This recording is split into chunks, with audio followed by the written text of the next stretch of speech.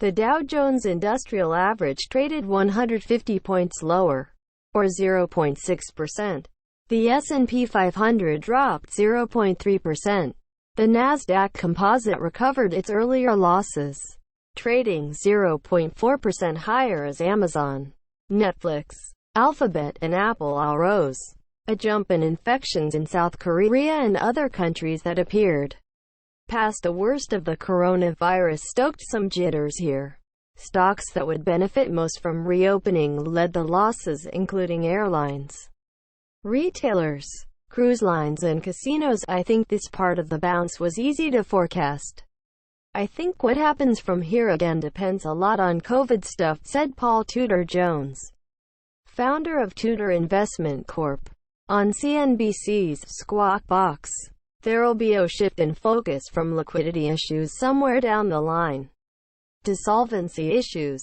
If we don't find a vaccine or a cure, if we don't find a much better way of testing at scale, then I think the market's going to have a much more difficult time. The S&P 500 gained more than 1% on Thursday and Friday, leading to the broader market average's first weekly advance in 3 weeks.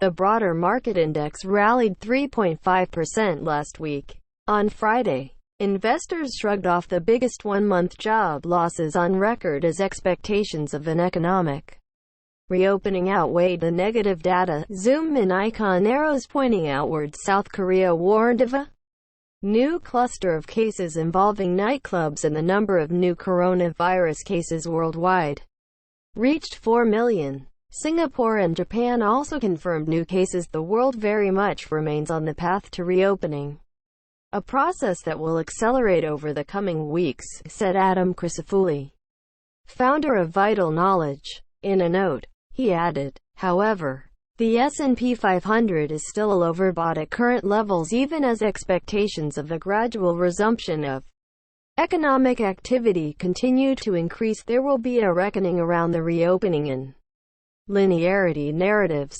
i.e. both are too sanguine right now. Crisafulli wrote, the S&P 500 has rallied more than 33% since hitting an intraday low on March 23.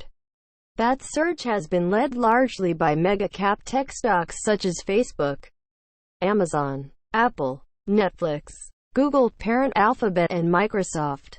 Those stocks have all soared more than 20% since late March. Stocks that would benefit from the economy reopening are also up sharply since then.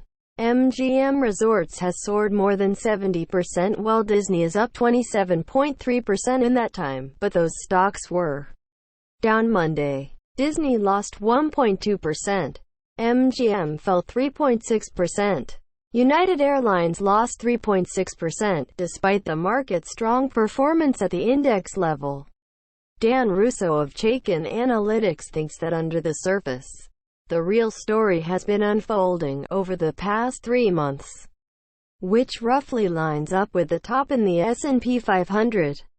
It is the economically sensitive cyclical sectors of the market that have lagged, the firm's chief market strategist said in a post, highlighting the performance of energy, financials, and industrials over that time period. All 3 of those sectors are down more than 24% over the past 3 months. Apple said Friday it will start to reopen U.S. stores this week. The stores, Apple said, will have temperature checks and will limit the number of customers inside the store at once. Apple shares lost 0.7% Monday. Subscribe to CNBC Pro for exclusive insights and analysis and live business day programming from around the world.